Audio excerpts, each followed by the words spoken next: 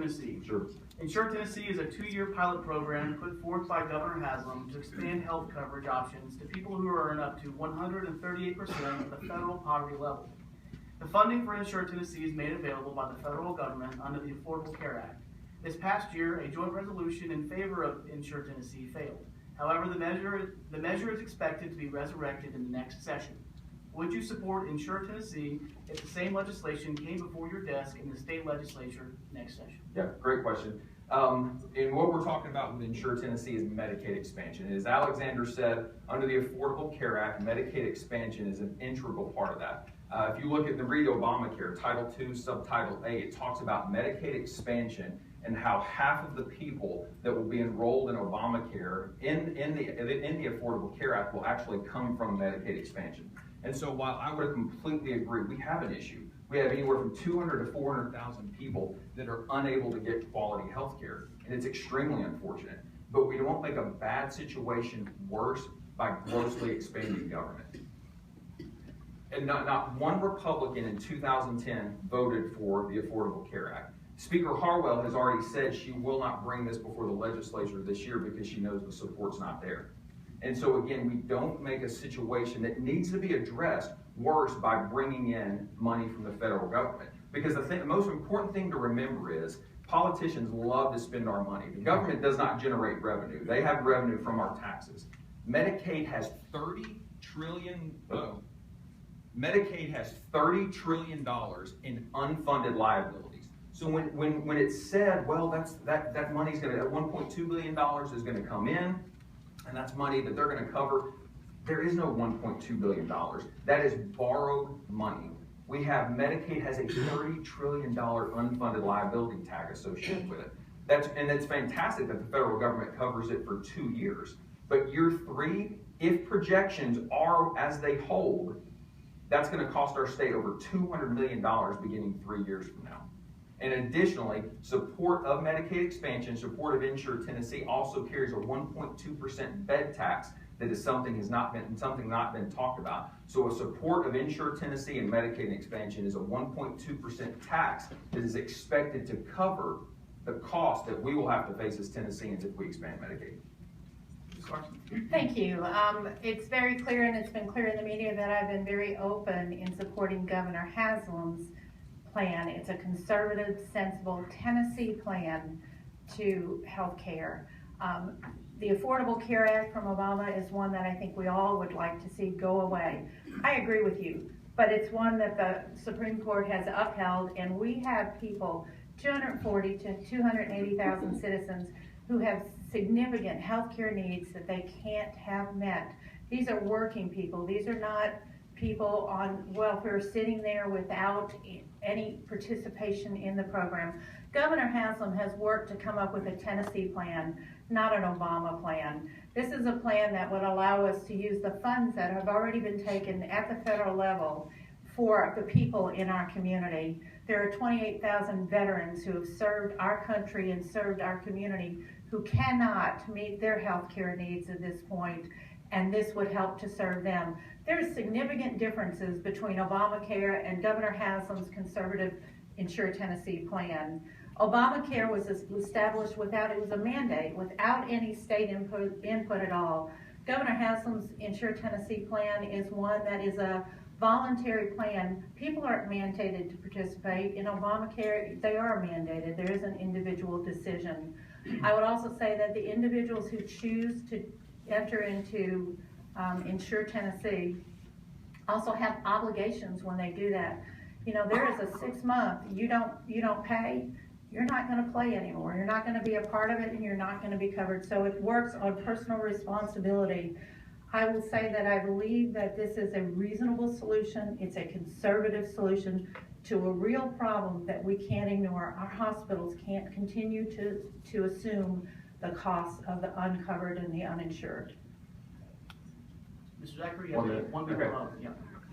The challenge with Medicaid expansion, which is what this is, and if you go back, you can actually see this. Joe McCord, who's the House clerk, when he introduced this at the special session, he got up and said, this is a session to discuss the federal expansion of Medicaid. This Medicaid, if the CBO put out a report in June, and it said if Obamacare was repealed, then Medicaid expansion would be repealed. Make no mistake, this is a continued expansion of government. Arkansas, Oregon, and Ohio are the last 3 states that have expanded Medicare and are reaching the 1-year point. Arkansas is already $20 million a month over projections. According to the Buckeye Institute, Ohio is 63% over projections. Oregon is 73% over projection. It's going to cost them $379 million next year. We have a surplus this year. If we expand Medicaid year 3, when projections are well beyond what the perfect projections the government has given us, which we all know the government is great with their projections. Once we go over that, we're on the hook, and we cannot. Go ahead. Sorry. Great, thank you. What Mr. Zachary fails to cover is that there are opt-outs in this plan, there's guardrails in this plan, and that's what makes this plan unique to Tennessee. We have a commitment from Governor Haslam in writing. We have a state attorney general that gives us that opt-out, so projections do not go as they are believed that they will. The state can opt out immediately with no penalty, but what we do need to do is look at the difference here. I work in healthcare. Senator Richard Briggs supports this. We both come from this community. I will tell you that when I'm out talking to the people of this community, I am consistently hearing that this is a problem that needs to be addressed. It's an issue that we need to deal with. I am committed to dealing with that. We need to come up with solutions, not stand back and say what we won't do. People want common sense, conservative solutions to the real problems they address. Governor Haslam's plan, the work Senator Richard Briggs has done, give that common sense conservative solution. We'll be doing a follow-up question. Each candidate will have 1 minute and 30 seconds to address this follow-up. The same issue is InsureTN. What, if anything, would you change about InsureTN to make the resolution passable in both houses? Yes. Okay. To the point, we do have an issue. Absolutely, we have an issue.